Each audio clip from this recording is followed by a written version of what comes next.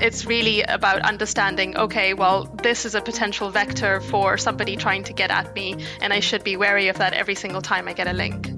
Hello, everyone, and welcome to the CyberWire's Hacking Humans podcast, where each week we look behind the social engineering scams, the phishing schemes, and the criminal exploits that are making headlines and taking a heavy toll on organizations around the world. I'm Dave Bittner from the CyberWire, and joining me is Joe Kerrigan from the Johns Hopkins University Information Security Institute. Hello, Joe. Hi, Dave.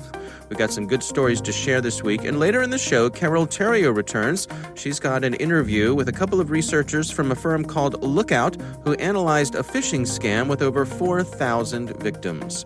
But first, a word from our sponsors at KnowBe4. So who's got the advantage in cybersecurity, the attacker or the defender? Intelligent people differ on this, but the conventional wisdom is that the advantage goes to the attacker. But why is this? Stay with us and we'll have some insights from our sponsor, KnowBe4, that put it into perspective.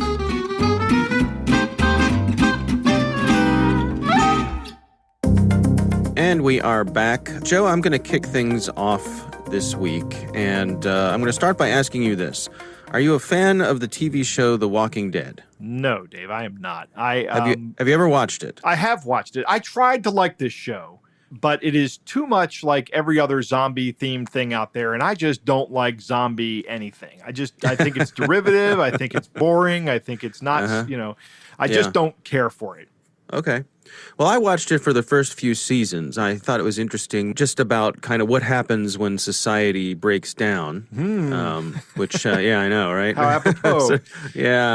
Hopefully it won't come to that. But I, too, lost interest in it. I thought it got repetitive, and it seemed like they kind of had the Gilligan's Island problem, which is that, you can't, there is going to be no solution to this. Why don't they just kill Gilligan? Yeah, right. Anyway, we can get into all the reasons why The Walking Dead is implausible and who keeps mowing all the lawns on that show. But one of the actresses from that show, her name is Sabrina Gennarino. She had been supporting someone online who was doing a GoFundMe campaign and had claimed that he had cancer. So a 30-year-old gentleman named Chris King. And he had attracted the attention of this actress. And she had used her notoriety, she had used her reach on social media and elsewhere to kind of back up this GoFundMe campaign, and they'd raised over $36,000. Right. Well, as it turns out, the local police, this is the Lehigh Township Police, were tipped off about this gentleman. And they went to him and asked him what was going on. Did he really have cancer? And initially, he sent them to Temple University Hospital. He sent them to St. Luke's Hospital. He sent them to a dentist. He sent them to a pharmacy. Basically, he sent them all over town to track down medical records. And it turns out those medical records never existed because Mr. King never actually had cancer. Huh. Now, he claimed to the district attorney that what he was actually doing was raising money to help his fiance's father, who had died recently from a terminal illness. I suppose in that case, they're helping the fiance's father's family. Took these folks for over $36,000.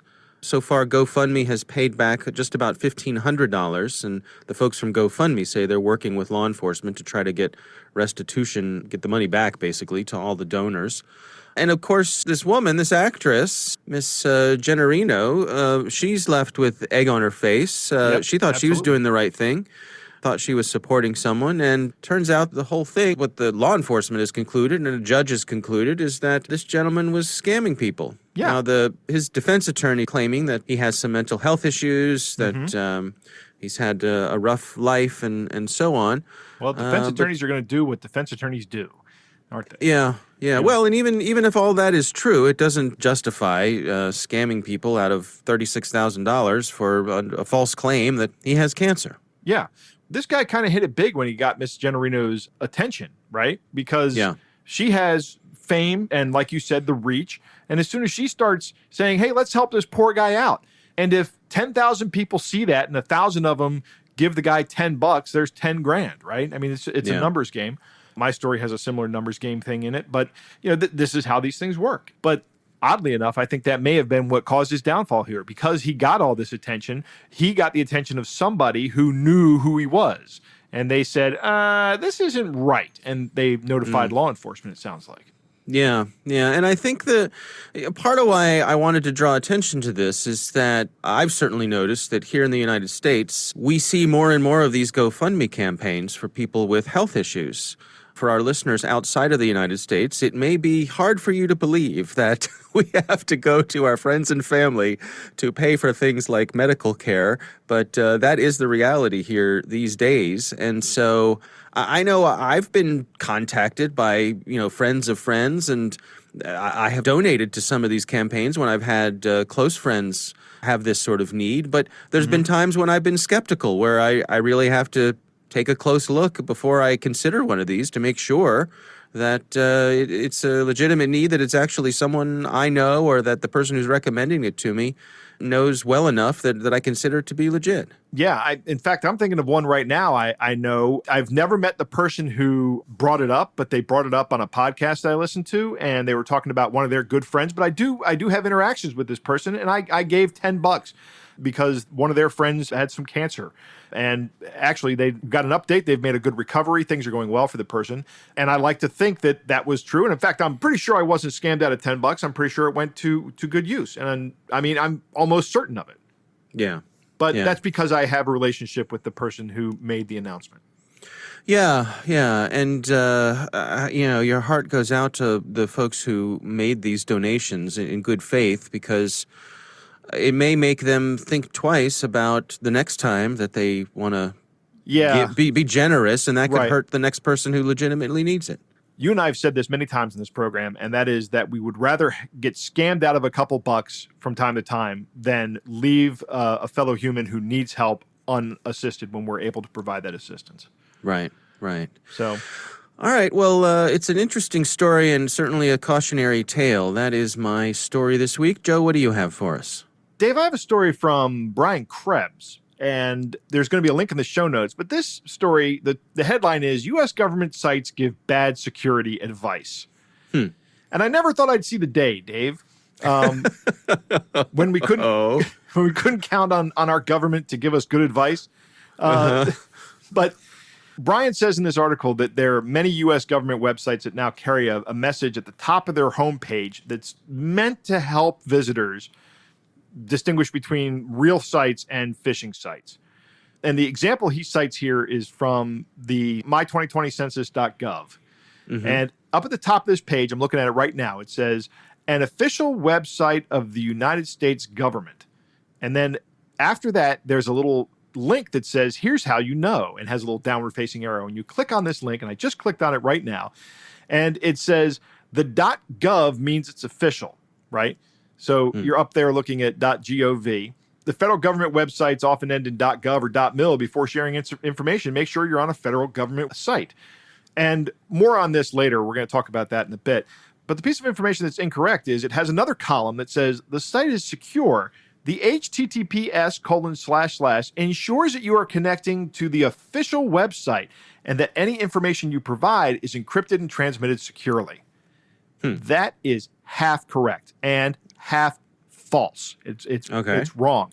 HTTPS does not ensure in any way, shape, or form that you are connecting to an official website, but it does ensure that your message is encrypted and transmitted securely. There are certificates called extended validation certificates, which require a significant amount of vetting by the provider, but you have to really trust the certificate provider for that, and you may not know who's the provider of that certificate.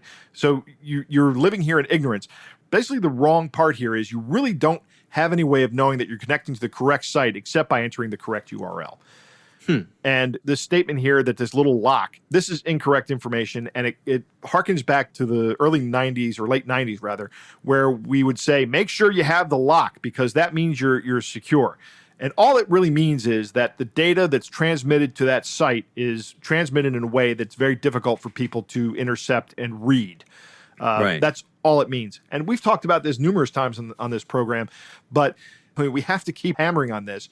That this misconception that HTTPS means the site is totally secure and that you're A-OK, we've got to kill this misconception. Yeah. It's not right. Well, what about the part here that wants you to be reassured because it's a .gov domain? How much do we put into that statement? Well, that has gotten a little bit harder to register a fake .gov domain recently. So the .gov top-level domain, that's what it's called. You'll hear it called a TLD as well. That just stands for top-level domain. That is run by the U.S. General Services Administration, and they oversee the issuance of all .gov domains. And recently, they made it a little harder to get a .gov domain by requiring all applications to be notarized. Krebs says this is a small hurdle, but it is another hurdle that somebody has to go over. So yeah, I think it doesn't make it much more secure, but it does make it a little more secure. It makes it, and now I have to go out and forge a notary stamp, which may not be hard to do, but it is something else I have to do. So it is another hurdle for me to jump over. I've said many times I don't look at security as a binary field. Either you're secure or you're not secure. I acknowledge there is no such thing as totally secure, right?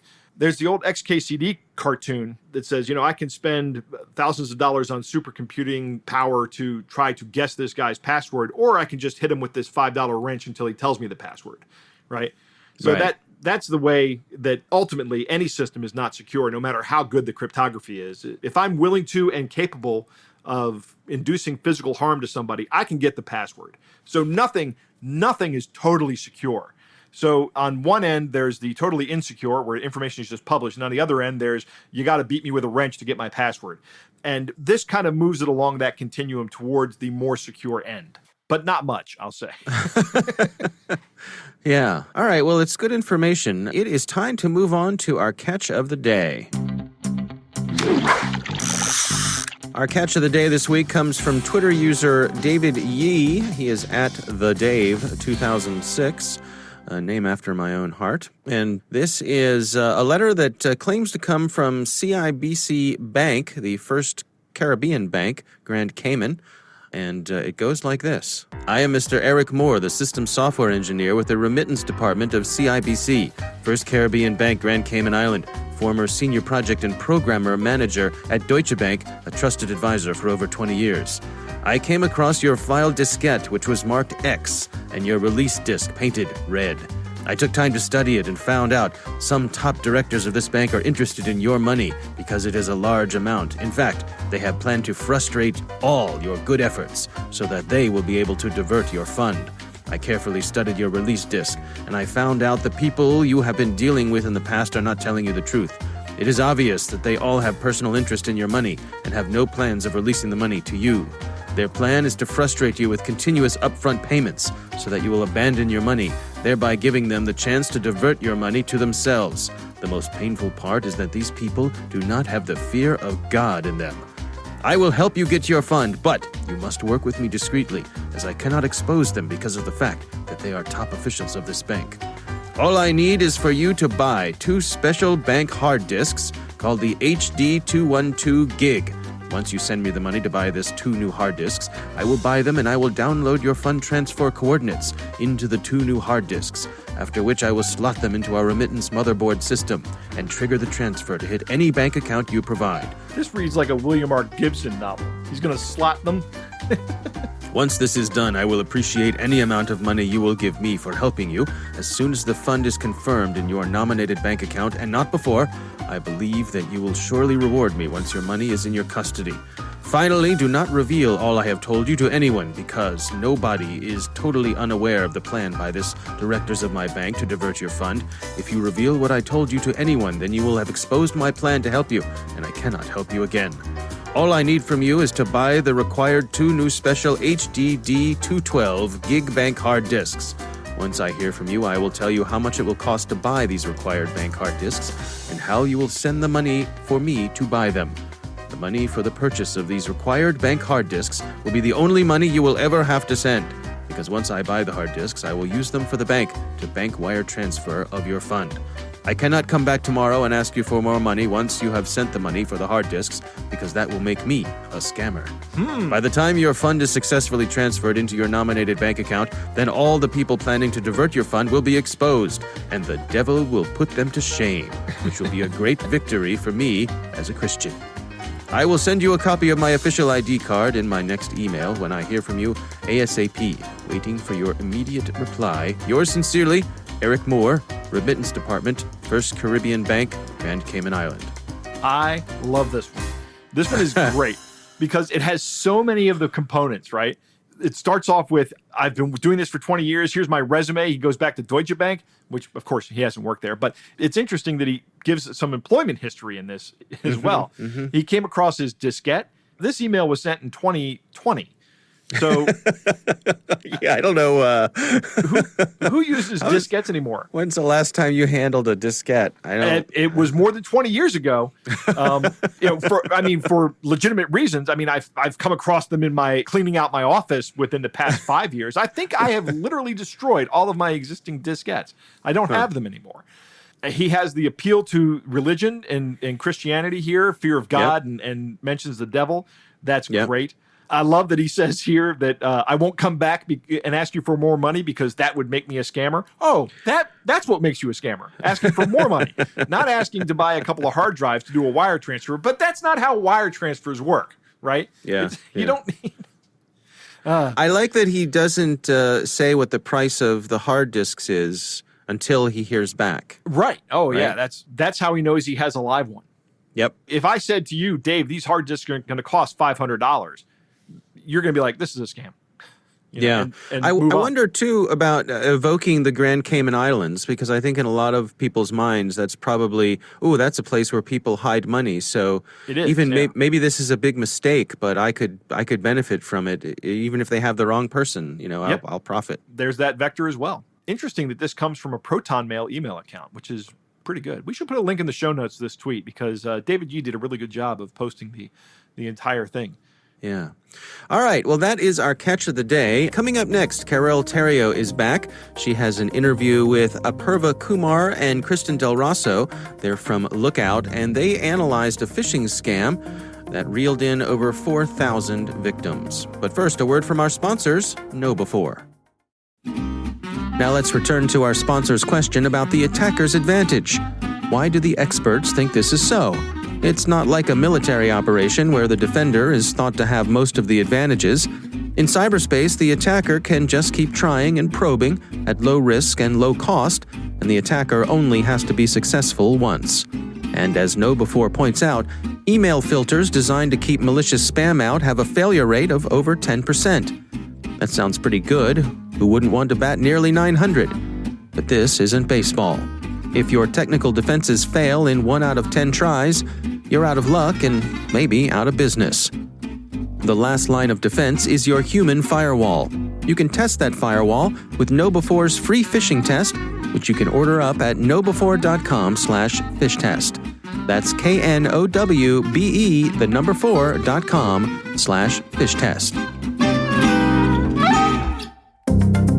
And we are back. Joe, it's always great to have Carol Theriault on the show. And recently she spoke with Apurva Kumar and Kristen Del Rosso. They are from a security firm called Lookout.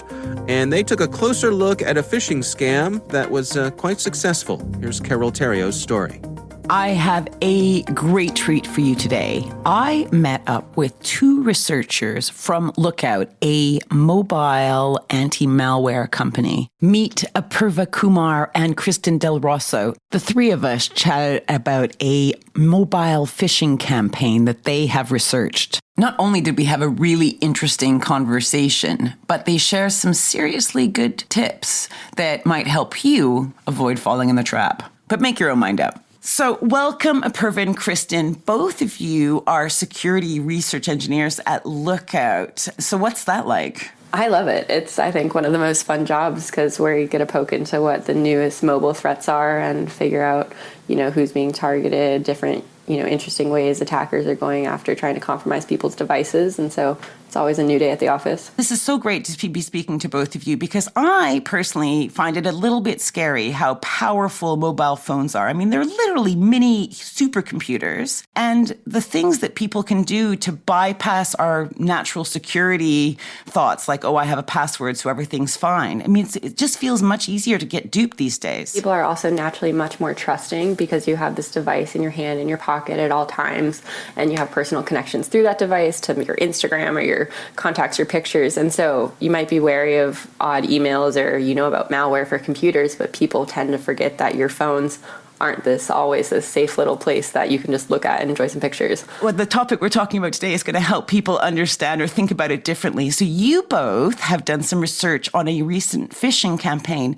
And what made this one unusual or less usual is that it targets mobile or cell phone users. This is a banking phishing attack. So this is trying to dupe people like me, and they're trying to use my mobile phone to get to me rather than using email. So what do they do? How does that work? This particular attack is actually very typical of what we see on a regular basis, like maybe 2 or 3 times a week. It's very easy to use and deploy by the attacker. That's what we really wanted to highlight in this story. If I was the attacker, I would buy this phishing kit, this set of HTML files online for $10 or $15 and put them up on a website, send out links to your victim, so en masse to everybody who you can find, or bulk sets of phone numbers that you can find online. And then once a link is with a victim, the victim would click the link and end up on that site, enter in the information, and suddenly all of your credentials have been compromised for your bank account. And so say I'm a victim that Apurva is trying to, she doesn't know me by name, but I just happen to receive one of these text messages pretending to be my bank or telling me to log in. It usually has an interesting lure in the message of, reset your password or something like that. And so when I click on that link, the pages for this phishing campaign in particular, they were designed to look like it was meant to be displayed on a mobile phone. So it had additional hyperlinks for, connecting to mobile applications or resetting certain mobile settings. And so this is interesting because on a mobile device, the screens are often smaller. People tend to trust it more. You might not see that the URL at the top isn't the legitimate bank's URL. A lot of things that you would on a desktop look for in a phishing campaign, you wouldn't necessarily be as quick to observe on your phone, which is why this is also effective. That's where I think I have trouble with this, is that most people, maybe it's only in the UK or Europe, I don't know, but we use banking apps to get access to everything. So how does it bypass that? Oh, absolutely. So that's exactly what it's banking on. It's hoping that you don't realize that the interface is not your banking app. So if you actually, this is what kind of tips us off that it is a mobile focused attack, because when we research it and open it up in our laptops, we actually see that it doesn't look right. It doesn't fit right. But if you open the same link on a phone, it looks very, very similar to what you would see the login page for your banking app. So if you weren't paying attention, which is normally what happens when you look at stuff on your mobile device, you would access the link or click on the link, and then suddenly it looks exactly like your banking app. So you think nothing's gone wrong, enter in your credentials, and away they go. I know also, though, with apps, I'm presuming a lot of them are already pre-logged in or use your fingerprint to kind of get access to them. Is this more targeting people that are always logging in? I would suddenly go, oh, why am I not logged in? Or why do I have to go through the entire login process as opposed just to the final step? Like for someone who is paying attention, that might be giving you pause. But I even know personally, like I use the same banking apps every day on my phone, and every now and then they'll make me re-enter my password manually because Face ID doesn't, it will have a certain timeout period. Right. But these phishing links, they're not trying to compromise the application itself. So when you click on it from the text message, it just takes you to your browser on your phone. And it's not necessarily even trying to pretend to be the banking app interface, but rather, you can access your bank on the browser on your phone or in the application either way. And so this is just attempting to appear like the browser access to it. Now, how many banks were affected by this? They're sending this out, this mass SMS spam to all these people. They're just hoping they get the right bank with the right number? Absolutely, yeah. So we found that this particular attack was actually a North American focused. All of the banks targeted were really TD and Scotiabank and a couple of others in Canada, as well as 1 or 2 in the US. The other thing to mention here too, it's not like the actor in particular has maybe an agenda against one of these banks. They're just picking the most popular banks in that region. And it's kind of a spray campaign, Yeah. So that means basically that we have to keep our wits about us as, users of these apps and, of online banking, because it's obviously super convenient, right? The education is absolutely paramount, especially in terms of the mobile field. You have to understand how your mobile works and how you react to it to be able to see what I don't even know how my car works. Yeah, and that's what makes these attacks so effective, is really just user education. It's more than just that boring course that you have to do at work for safety protection or like security protection. It's really about understanding, okay, well, this is a potential vector for somebody trying to get at me, and I should be wary of that every single time I get a link. Yeah, and I think people are, getting more and more aware of what can actually happen. So do you have any like quick takeaways? Yeah, for sure. So one thing, if you get a link sent to you via text message from an unknown number, a lot of the, very rarely I think it's something valid. So definitely probably don't click on those. But if you do get these short links that get sent around where it doesn't show you the full URL, on your phone, you can actually hold down your finger on that link until like at the bottom, something else will pop up and show you what the full URL is for it without you actually having to click on it. I didn't know that. Yeah, so that's one good thing you can do before you even click on it. Or the other thing is, say you do click on it, it takes you to the browser. Just go into the URL bar so you can read through what it is, because they might try and make it say thebanksname.com, but then they don't have that domain, obviously, because it's owned by the bank. So there will be some changes there. So you can make sure if it looks suspicious or not. Yeah, totally. Never click on that link directly, either through email, SMS, text, IM, or however you get it. If your bank is trying to contact you, go to one of your bookmarks on your phone or your banking app and log in through there. Just never, ever try to think that the link will guide you to the right place, because that's just the best way to stay almost completely safe. Okay, I have a question for you. So let's say someone is in the situation where they just get that kind of creepy feeling that they think they might have maybe given their credentials to something that may not have been their bank. Would you recommend they change their password immediately and alert the bank, or is there any other steps they should take? I would rechange my password. 3 years ago, I felt, before I was even in the mobile security world, I got one of these messages about changing my iTunes password, and I clicked and rechanged it, and then I didn't see anything happening. I was like, oh, that's odd. And so I went back to the text message, clicked the link again, and then changed it again, and it didn't work. And then 5 minutes later, walking down the street, I was like, that definitely wasn't Apple. And so I logged in from my computer and changed it to like a whole new password, and since then haven't had any compromises or anything. But definitely, if you think you might have given it away, I would say change your password. Yeah, because you have to pay attention to that little icky feeling that sometimes you get when you do something a little bit, they're like, hey. The icky feeling is good as long as it alerts you. Yeah. And then this also brings in the other point of just use a password manager, because it'll save your life. Because if you do have to change your password or a different password for each site, password managers are great. You know what? You guys have convinced me. I'm buying a Faraday cage for my phone. Apurva and Kristen, thank you so much for making time to talk to us about this today. And folks out there, pay attention to the text message you get and don't enter information willy-nilly. This was Carol Theriault for Hacking Humans. All right, interesting stuff, huh, Joe? Dave, this is a really good interview. I liked it a lot. Let me see if I can suss some of this out. Number one, people do trust their devices. That is a great point. I think it was Kristen that made that point early on in the interview. You have this with you all the time. You look at it. You play games on it. You communicate on it. This is probably the single most trusted computer that you will ever own is your mobile device. Apurva does a really, really good job of describing this kind of attack. And what's amazing is how easy and inexpensive it is to conduct one of these attacks. She says you can get the phishing kit for $15 and then find a list of phone numbers, and you can run with this and harvest banking credentials. That's it. There's nothing else to it. Yeah. One of the reasons it does work, and we've talked about this in the show before, is because screen real estate is at a premium on mobile devices. But I think I have a solution, Dave. We all need to get like really, really big cell phones. Right. I see. And I mean, yes, we'll look ridiculous holding these things up to our face, a 7 or 8 inch tablet, but that's the solution. I'm joking, of course. There's got to be a better solution than this. Well, but it is interesting that these scammers are willing to focus on mobile devices and disregard desktop machines. Right. The value proposition is such that they know where they're going to be most effective. Yeah, a lot of people use mobile devices as their sole computing device. My wife, for example, spends exponentially more time on her mobile device than she does on her laptop. And in fact, to the point where I just started keeping her laptop in my office so it could run updates, right, on a regular basis, because that's how infrequently she used it. There are statistics out there for how much more mobile is used over using a desktop computer. Now, I'm kind of an old guy on this. I really like the action and feel of a desktop computer. I'm really not even a big fan of laptops. I still like my desktop. So I do a lot more work on my desktop. I really don't like doing mobile banking on my phone. But with this coronavirus thing going on, I'm going to have to do some mobile banking. It's just going to have to be something I do. I don't like it, but I'm going to have to do it. This campaign is a very spray and pray campaign, or maybe a better way to say it is spray and pray with an E, right? Pray.